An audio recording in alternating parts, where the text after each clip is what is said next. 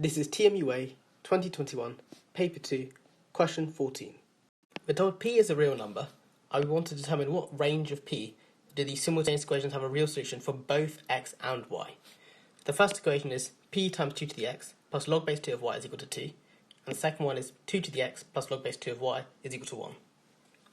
Well, upon first glance at these two equations, we see that x only appears in the form 2 to the power of x, and y only appears in the form log base 2 of y. So what does that suggest we can do?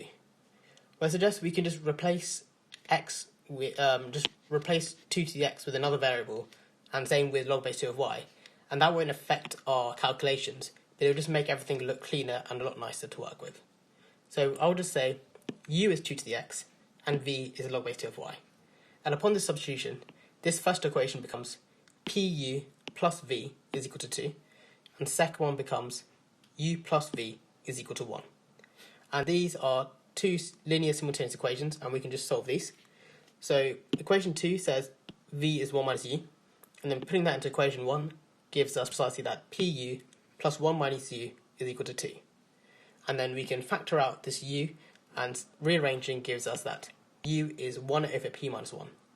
And therefore v, which is 1 minus u, is 1 minus 1 over p minus 1, and putting it into one fraction gives us p minus 2 all over p minus 1. Now, remembering that u is a replacement for 2 to the x and v is a replacement for log base 2 of y, we get these two equations. So what values of p do these have solutions for x and y? So looking at this case first, we know that 2 to the x, which is kind of like an exponential function, this is always going to be greater than 0. So we need 1 over p minus 1 to also be positive for an x solution to occur. And in fact, 2 to the x takes every value greater than 0. So as long as p is bigger than 1, we will have a solution. So we need p is 1 for 1 over p minus 1 to be bigger than 0. Now for log base 2 of y, this can take any value, but it can't be infinite. So we can't have this denominator being 0.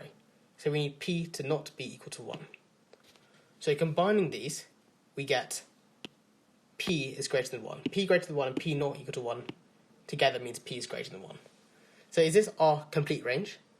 Well, yes, for if p is bigger than 1 in this range, 2 to the x is equal to this has a solution, as is positive, and p minus 2 all over p minus 1 is a real finite number which has a solution for y.